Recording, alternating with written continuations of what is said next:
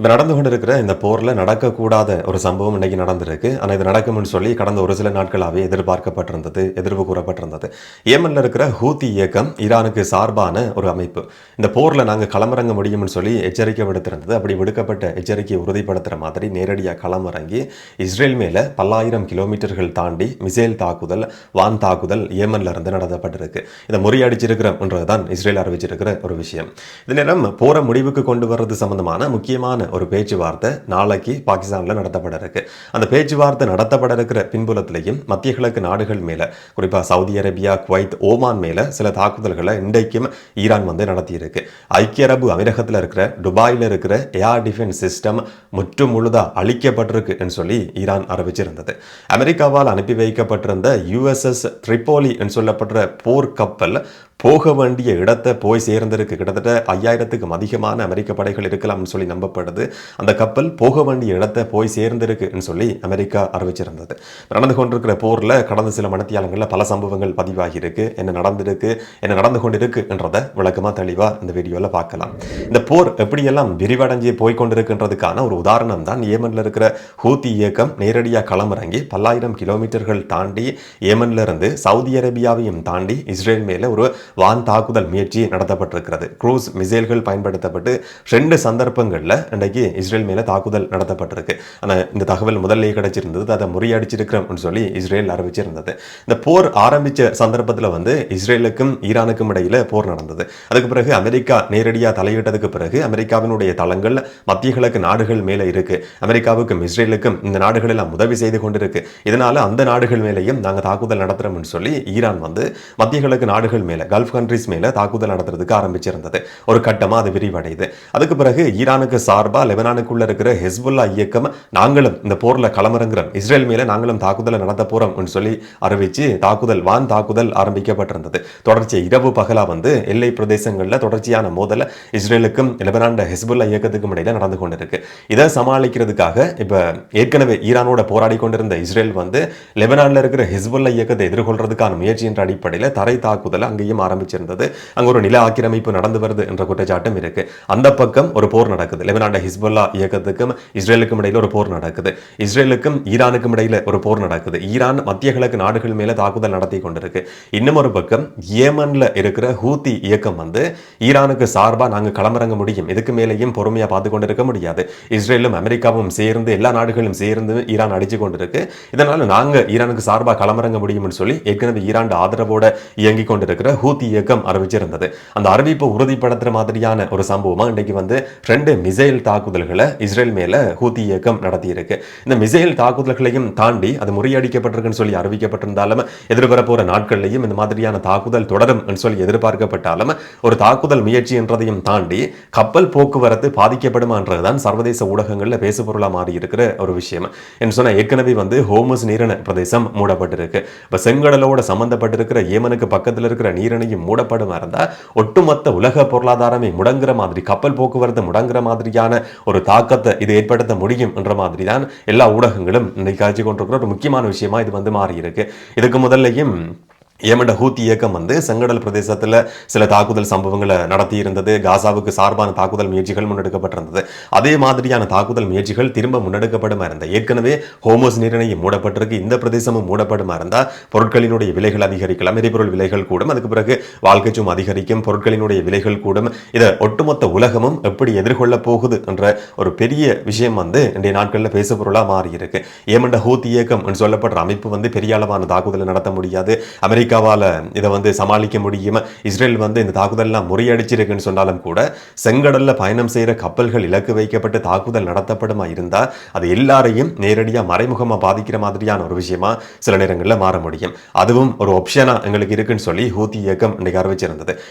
இந்த போர்ல நாங்க நேரடியாக சம்பந்தப்பட்டிருக்கிறோம், வான் தாக்குதல் ஆரம்பிச்சிருக்கிறோம்ன்றதான் இதுவரைக்கும் ஹூத்தி இயக்கம் உறுதி செய்திருக்கிற ஒரு விஷயம். செங்கடலை கட்டுப்படுத்துறது சம்பந்தமாவோ இல்லாட்டி கப்பல் மேல தாக்குதல் நடத்தப்படுறது சம்பந்தமாவோ இதுவரைக்கும் எந்த விதமான அறிவிப்புகளும் வெளியிடப்படலை. ஆனா அதுவும் எங்களுக்கு இருக்கிற ஒரு ஆப்ஷன் சொல்லி அறிவிச்சிருந்தது. இந்த மாதிரியான இயக்கங்களை வந்து ஈரான் வளர்த்து விட்டதுக்கான காரணமும் இதுதான். இந்த மாதிரியான ஒரு பிரச்சனை ஏற்பட்ட சந்தர்ப்பத்தில் வந்து தனிய ஈரானால சமாளிக்க முடியாத ஒரு நிலைமை வர்ற சந்தர்ப்பத்தில் எப்படியுமே வளைகுடா நாடுகள் இல்லாட்டி இஸ்லாமிய நாடுகள் வந்து ஈரானுக்கு கை கொடுக்க போறது கிடையாது.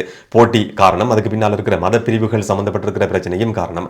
அதனால தான் அந்தந்த நாடுகளுக்குள்ள இருக்கிற ஒவ்வொரு அமைப்புகளும் அந்த நாடுகளுக்குள்ள உள்நாட்டு போர்ல வந்து கலந்து கொண்டிருந்த ஹிஸ்புல்லா இயக்கமா இருக்கலாம், அங்க மத பிரிவு சம்பந்தப்பட்ட ஒரு போர் நடத்தப்பட்டிருந்தது. அந்த சந்தர்ப்பத்தில் வந்து அந்த மதப்பிரிவோட சம்பந்தப்பட்டிருக்கிற ஹெஸ்புல்லா இயக்கத்துக்கு அதே மதப்பிரிவோட பெரும்பான்மையா இருக்கிற அரசாங்கம், ஈரானுடைய அரசாங்கம் வந்து உறுதி செய்திருந்தது. நான் பேர் விவரங்கள் வந்து நேரடியாக குறிப்பிட விரும்பல.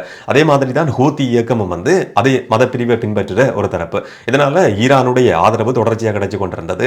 பண உதவியா இருக்கலாம், ஆயுத உதவிகளா இருக்கலாம், இந்த மாதிரியான பல உதவிகளும் கிடைச்சு கொண்டிருந்தது. இந்த மாதிரியான ஒரு நெருக்கடியான சந்தர்ப்பங்கள்ல ஹெஸ்புல்லா இயக்கம் ஈரானுக்கு சார்பாக களமிறங்கும், ஹூத்தி இயக்கம் ஈரானுக்கு சார்பாக களமிறங்கும் சொல்லி எதிர்பார்க்கப்பட்டிருந்தது. அதிலும் குறிப்பா அமெரிக்காவுக்கும் ஏன் மத்திய கிழக்கு நாடுகளுக்கு எதிராகவும் இந்த நாடுகள் வந்து எதிரான ஒரு கொள்கை கொண்டிருக்கு. எதிரிக்கு எதிரி நண்பன் என்ற மாதிரியான ஒரு நிலைப்பாடு தான் இப்ப ஹிஸ்புல்லா, ஹூத்தி, ஈரான் இந்த மூன்று தரப்பையும் இணைச்சிருக்கிற ஒரு புள்ளி என்னன்னு சொன்னா எதிரிக்கு எதிரி நண்பன் என்றதும் மத பிரிவு சம்பந்தப்பட்டிருக்கிற ஒரு பிரச்சனையும். இப்ப எல்லா முனைகள்லையும் இந்த போர் வந்து அப்படியே விரிவடைஞ்சு கொண்டு போய் இப்ப ஏமண்ட ஹூத்தி இயக்கம் வரைக்கும் இதுல தலையிடுற மாதிரியான ஒரு சூழல் உறுதி செய்யப்பட்டு மிசைல் தாக்குதல் நடத்தப்பட்டிருக்கு.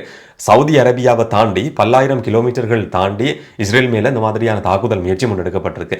ஏற்கனவே ஈரான்ல இருந்து நடுவில் இருக்கிற ஈராக்கை தாண்டி பல்லாயிரம் கிலோமீட்டர்கள் தாண்டி வந்து இஸ்ரேல் மேல தாக்குதல் நடத்தப்படுது. அதே மாதிரியான ஒரு தாக்குதல் முயற்சி வந்து இப்போ ஏமன்ல இருந்தும் நடத்தப்படுது. இதுக்கிடையில மாட்டிக்கொண்டிருக்கிற ஒரு முக்கியமான நாடு எதுன்னு பார்த்தா சவுதி அரேபியா. சவுதி அரேபியாவோட மற்ற பக்கம் இருக்கிறது ஹோமுஸ் நீரிணை பகுதி, இந்த பக்கம் இருக்கிறது செங்கலோட சம்பந்தப்பட்டு இருக்கிற ஏமன்ல இருக்கிற ஒரு நீரிணை பகுதி. அங்கிருந்து தான் எரிபொருள் போக்குவரத்து வந்து முன்னெடுக்கப்படுது, அங்கிருந்து கப்பல்கள் அனுப்பி வைக்கப்படுது.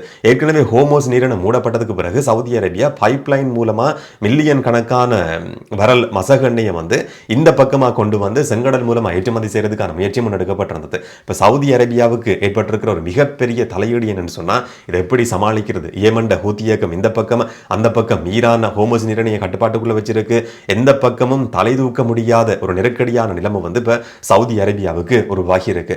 ஹோமோஸ் நீரிணை திறக்கப்படுமா இல்லையான்றது இதுவரைக்கும் தெரியாத ஒரு விஷயம். அமெரிக்க ஜனாதிபதி டொனால்ட் ட்ரம்ப் உரையாற்றும் போது சொல்லியிருந்தார், ஸ்ட்ரைட் ஆஃப் ஹோமோஸ் திறக்கப்படுறது தான் ஒரே வழி. ஸ்ட்ரைட் ஆஃப் ஹோமஸ்ன்றதுக்கு பதிலா ஸ்ட்ரைட் ஆஃப் ட்ரம்ப் சொல்லியிருந்தார். இது நான் வாய் தவறி சொல்லியிருக்கிற விஷயம் சொல்லி ஃபேக் நியூஸ், போலியான ஊடகங்கள் செய்தி வெளியிட முடியும். எங்களுக்கு தவறே கிடையாது, நாங்கள் பிளவுற்ற நபர்களே கிடையாதுன்ற மாதிரி அமெரிக்க ஜனாதிபதி டொனால்ட் ட்ரம்ப் வந்து நேற்றைய நாளிலையும் உரையாற்றியிருந்தார். ஹோமோஸ் நீரிணை திறக்கப்படணும் சொல்லி அமெரிக்க ஜனாதிபதி சொல்லிக் கொண்டிருந்தாலும் ஈரான் வந்து இல்ல அமெரிக்காவுக்கும் இஸ்ரேலுக்கும் திறக்க போறது கிடையாதுன்னு சொல்லி அறிவிச்சிருந்தது. அதுக்கு பிறகு முற்றுமுழுதா அது மூடப்பட்டிருக்கின்ற மாதிரியான ஒரு அறிவிப்பு நேற்றைய நாளிலையும் திரும்ப ஈரான் தரப்பிலிருந்து வெளியிடப்பட்டிருந்தது. மத்திய கிழக்கு நாடுகள் மேல நடத்தப்பட்ட தாக்குதலை பொறுத்த வரைக்கும் இன்றைக்கு முக்கியமான ஒரு சில சம்பவங்கள் பதிவாகி இருக்கு. ஓமான்ல இருக்கிற ஒரு துறைமுகத்தின் மேல தாக்குதல் நடத்தப்பட்டிருக்கு. சிலர் காயமடைஞ்சிருக்கிறாங்கன்றது உறுதி செய்யப்பட்டிருக்கு. விமான நிலையம் மேல, குவைத்ல இருக்கிற விமான நிலையம் பல சந்தர்ப்பங்கள்ல இலக்கு வைக்கப்பட்டிருந்தது. நேற்றிரவும் அதே மாதிரியான ஒரு தாக்குதல் முயற்சி நடத்தப்பட்டிருக்கு. ரேடார் கட்டமைப்பு சேதமாக்கப்பட்டிருக்கு என்ற ஒரு செய்தி வெளிவந்திருந்தது. ஐக்கிய அரபு அமீரகத்தில் இருக்கிற குறிப்பாக துபாயில் இருக்கிற ஏர் டிஃபென்ஸ் சிஸ்டத்தை வந்து முற்றுமுழுதாக நாங்கள் அழிச்சிருக்கிறோம்னு சொல்லி ஈரான் அறிவிச்சிருந்தது. ஆனால் யுக்ரைன் வந்து சொல்லியிருக்கு, யுக்ரைனுடைய வெளியுறவு அமைச்சு ஒரு அறிக்கையை வெளியிட்டு சொல்லியிருந்தது அந்த மாதிரியான எந்த விதமான சேதங்களும் கிடையாதுன்னு சொல்லி. இப்போ துபாயில் இருக்கிற ஏர் டிஃபென்ஸ் சிஸ்டம் அழிக்கப்பட்டிருக்குன்னு சொல்லி ஈரான் அறிவிக்குது. இதில் வந்து யுக்ரைனுடைய வெளிவிவகார அமைச்சு வந்து அறிக்கை வெளியிட்டிருந்தது, இல்லை அந்த மாதிரியான ஒரு சம்பவம் பதிவாகவே இல்லைன்னு சொல்லி. அப்போ ஏன் இதில் யுக்ரைன் சம்மந்தப்பட்டிருக்குன்னு சொன்னால் யுக்ரைன் தான் இப்போ அரபு நாடுகளுக்கு, மத்திய கிழக்கு நாடுகளுக்கு தேவையான ஏர் டிஃபென்ஸ் சிஸ்டத்துக்கான உதவிகளை தொடர்ச்சியாக செய்து கொண்டிருக்கு. இந்த நாட்களில் வந்து யுக்ரைன் ஜனாதிபதி ஜெலன்ஸ்கி சவுதி அரேபியா, கட்டார், ஐக்கிய அரபு அமீரகம் சொல்லி பல நாடுகளுக்கும் பயணம் செய்து கொண்டிருக்கிறார். இன்றைக்கும் வந்து சில உடன்படிக்கைகள், பாதுகாப்பு சம்பந்தப்பட்டிருக்கிற உடன்படிக்கைகள் யுக்ரைனுக்கும் கட்டாருக்கும் இடையில கைச்சாத்திரப்பட்டிருக்கு. ஏற்கனவே வந்து சவுதி அரேபியாவோட ஒரு உடன்படிக்கை கைச்சாத்திரப்பட்டிருந்தது. ஐக்கிய அரபு அமீரகத்தோடையும் 10 வருஷங்களுக்கான பாதுகாப்பு சம்பந்தப்பட்டிருக்கிற உடன்படிக்கைகள் கைச்சாத்திரப்பட்டிருக்குன்னு சொல்லி யுக்ரைன் ஜனாதிபதி ஜெலன்ஸ்கி வந்து அறிவிச்சிருந்தார். இந்த மாதிரி மாதிரியான வான் பாதுகாப்பு கட்டமைப்புகள் இல்லாட்டி ஏர் டிஃபென்ஸ் சிஸ்டம் சம்பந்தப்பட்டிருக்கிற உதவிகளை செய்து கொண்டிருக்கிறது யுக்ரைன் தான். துபாயிலையும் அதே மாதிரியான உதவிகள் வந்து கொடுக்கப்பட்டு வருது. அப்ப ஈரான் அறிவிச்சதுக்கு பிறகு யுக்ரைன் சொல்லி இருந்தது இல்ல அந்த மாதிரியான எந்த விதமான சேதங்களும் இதுவரைக்கும் பதிவாகல, வளமையா சொல்ற அதே பொய்ய ஈரான் சொல்லி இருக்குன்னு சொல்லி யுக்ரைனுடைய வெளியுறவு அமைச்சு வந்து இன்னைக்கு அறிவிச்சிருந்தது. மத்திய கிழக்கு நாடுகள் மேல தொடர்ச்சியான தாக்குதல் சம்பவங்கள் பதிவாகி கொண்டிருக்கு. நேற்று சவுதி அரேபியாவினுடைய சுல்தான் இளவரசர் சுல்தான் யாபேஸ் மேல நடத்தப்பட்ட தாக்குதல்ல அமெரிக்க படைப்பிரிவை சேர்ந்த 15 பேர் காயமடைஞ்சிருக்கிறாங்க. இது சாதாரணமான காயம் கிடையாது, படுகாயம் அடைஞ்சு கிட்டத்தட்ட உயிருக்கு போராடி கொண்டிருக்கிறாங்க என்ற மாதிரி அமெரிக்க ஊடகங்கள் வந்து செய்தி வெளியிட்டிருந்தது. ஏற்கனவே ஒரு கப்பல் மேல இலக்கு வைக்கப்பட்டிருந்தது. USS ஜெரால்ட் ஃபோர்டு சொல்லப்படுற கப்பலை நாங்கள் தாக்கி இருக்கிறோம் சொல்லி ஈரான் அறிவிச்சிருந்தது. இல்ல அந்த மாதிரியான ஒரு தாக்குதல் முயற்சி நடத்தப்படவே இல்லை. தீப்பற்றின சம்பவம் பதிவாகி இருந்தது. லோண்ட்ரி ரூம்ல தீப்பற்றி இருந்தது. போருக்கும் இதுக்கும் இடையில சம்பந்தம் கிடையாதுன்னு சொல்லி அமெரிக்கா சென்கோம் வந்து அறிவிச்சிருந்தது. ஆனா அந்த கப்பல் இப்ப அந்த பிரதேசத்திலிருந்து வெளியேற்றப்பட்டு கிரீஸ்ல திருத்த பணிகள் முன்னெடுக்கப்பட்டதுக்கு பிறகு அந்த கப்பல் வேற இடத்துக்கு வந்து பாதுகாப்பான இடத்துக்கு அனுப்பி வைக்கப்பட்டிருக்கின்றத அமெரிக்க பாதுகாப்பு தரப்பு இன்றைக்கு உறுதி செய்திருந்தது. அந்த கப்பல்ல தீப்பற்றின சம்பவம் பதிவானதுக்கு பிறகு அமெரிக்கா சொல்லுது இது போரோட சம்பந்தப்பட்ட விஷயம் கிடையாது, சாதாரணமா பதிவாகி இருக்கிற தீ சம்பவம் சொல்லி ஈரான் சொல்லி இருந்தது. நாங்க நடத்தின வான் தாக்குதல்ல தான் அந்த கப்பல் சேதமடைஞ்சிருக்குன்னு சொல்லி இப்படியான ஒரு பின்புலத்துல அந்த கப்பல் கிரீஸுக்கு கொண்டு போய் திருத்தப்பட்டு இப்ப பாதுகாப்பான இடத்துக்கு அனுப்பி வைக்கப்பட்டிருக்குன்னு சொல்லி அமெரிக்க தரப்பு உறுதி செய்திருந்தது. அந்த கப்பலுக்கு மாற்றுடா இன்னும் ஒரு கப்பல் USS ட்ரிபோலி சொல்லப்படுற கப்பலை வந்து அனுப்பி வைக்கிறதுக்கும் அமெரிக்கா தீர்மானிச்சிருந்தது. கிட்டத்தட்ட 5000க்கும் அதிகமான அமெரிக்க படைப்பிரிவு இந்த கப்பல்ல இருக்கிறாங்க சொல்லி சொல்லப்படுது. அந்த கப்பல் போய் சேர வேண்டிய இடத்தை போய் சேர்ந்திருக்கு. இந்த போர்ல வந்து நேரடியா USS ஜெரால்ட் ஃபோர்ட் கப்பல் வந்து பயன்படுத்தப்பட்டிருந்தது. நேரடியான தாக்குதலுக்கு தேவையான உதவிகள் செய்யப்பட்டிருந்தது. அதே செயற்பாடை வந்து இப்ப அனுப்பி வைக்கப்பட்டிருக்கிற USS ட்ரிபோலி சொல்லப்படுற கப்பலும் முன்னெடுக்க இருக்கு. இந்த கப்பலையும் வந்து மிகப்பெரிய மோஸ்ட் அட்வான்ஸ்டா விமானங்களை தரையிறக்கக்கூடிய வசதிகள், போருக்கு தேவையான எல்லா விதமான வசதிகளையும் கொண்டிருக்கிற 5000க்கும் அதிகமான அமெரிக்க பாதுகாப்பு தரப்போட பயணம் செய்திருக்கிற கப்பல் போய் சேர வேண்டிய இடத்தை பொருத்தமான இடத்தை போய் சேர்ந்திருக்கு. அந்த கப்பல் எப்படியான செயற்பாடை வந்து ஆரம்பிக்குமோ அதை வந்து எதிர்வரும் நாட்களில் எதிர்வரும் மணித்தியாலங்களில் முன்னெடுக்க முடியும் என்ற மாதிரி சென்கோம் வந்து இன்னைக்கு அறிவிச்சிருந்தது. அமெரிக்காவினுடைய தரை தாக்குதல் சம்பந்தமான உறுதியான தகவல்கள் இதுவரைக்கும் கிடையாது. அதுக்கான தயார்படுத்தல் சம்பந்தமான தகவல்கள் ஏற்கனவே உறுதி செய்யப்பட்டிருந்தது. காக்தீவை கைப்பற்ற முயற்சிகள் சம்பந்தமா பேசப்பட்டிருந்தது. அன்றைக்கு கப்பல் அனுப்பி வைக்கப்பட்டிருக்கு. 5000க்கும் அதிகமான படைப்பிரிவு அதுக்குள்ள இருக்கிறாங்கன்றது உறுதி செய்யப்பட்டிருக்கு. இந்த கப்பலினுடைய செயற்பாடுகள் முன்னெடுக்கப்படும். தரை தாக்குதல் சம்பந்தமான உறுதியான தகவல்கள் இன்றைக்கும் எந்த ஒரு இடங்களையும் பதிவாகல. சமாதான முயற்சிகளை பொறுத்த வரைக்கும் போர் நிறுத்தம் சம்பந்தமான ஒரு முக்கியமான பேச்சுவார்த்தை வந்து பாகிஸ்தான்ல இஸ்லாமாபாத் நகரத்துல நாளைக்கு நடத்தப்பட இருக்கு. இதுல வந்து துருக்கி, ஈஜிப்ட், பாகிஸ்தான் இந்த மாதிரியான நாடுகளினுடைய வெளிவிவகார அமைச்சர்கள் இந்த பேச்சுவார்த்தையில் வந்து கலந்து கொள்ள இருக்கிறாங்க. இந்த நாடுகள் நேரடியாக தலையீடு செய்து எப்படியாவது இந்த போரை முடிவுக்கு கொண்டு வரதுக்கான முயற்சிகள் இந்த நாட்களில் வந்து தீவிரமாக முன்னெடுக்கப்பட்டு வருது. அந்த அடிப்படையில் நாளைக்கு இஸ்லாமாபாத்தில் நடத்தப்படுற இந்த பேச்சுவார்த்தைன்றது இந்த போரை முடிவுக்கு கொண்டு வர்றதுக்கான ஒரு முக்கியமான கட்டமா இருக்க முடியும் என்ற மாதிரி எதிர்பார்க்கப்படுது. நாளைக்கு என்ன நடக்கும்ன்றதை நாங்கள் பொறுத்திருந்து பார்க்கலாம்.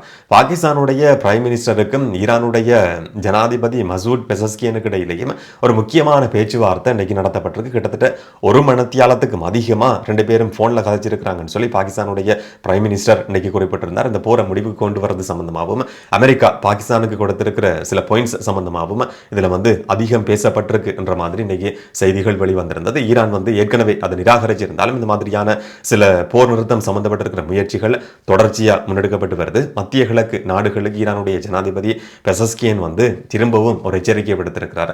அமெரிக்காவினுடைய தளங்கள் அங்கு இருக்கக்கூடாது. அமெரிக்காவினுடைய தளங்கள் அந்த மத்திய கிழக்கு நாடுகள் இருந்து கொண்டு ஈரான் மேல தாக்குதல் நடத்தப்படும் இருந்தால் பதிலடி கொடுக்கிறது தவிர எங்களுக்கு வேற வழி கிடையாது. மத்திய கிழக்கு நாடுகள் மேல நடத்தப்பட்ட தாக்குதல் தொடர்ச்சியா நடத்தப்படும் என்ற எச்சரிக்கை வந்து திரும்பவும் ஈரானுடைய ஜனாதிபதி மசூத் பெசஸ்கியனால இன்னைக்கு கொடுக்கப்பட்டிருக்கு. என்ன நடக்க போகுதுன்றதை நாங்கள் பொறுத்திருந்து பார்க்கலாம். இதை பற்றி நீங்கள் என்ன நினைக்கிறீங்கன்றதை கமெண்ட்டை சொல்லுங்கள். இன்னொரு வீடியோவில் இன்னொரு தகவலோட சந்திக்கலாம். வணக்கம்.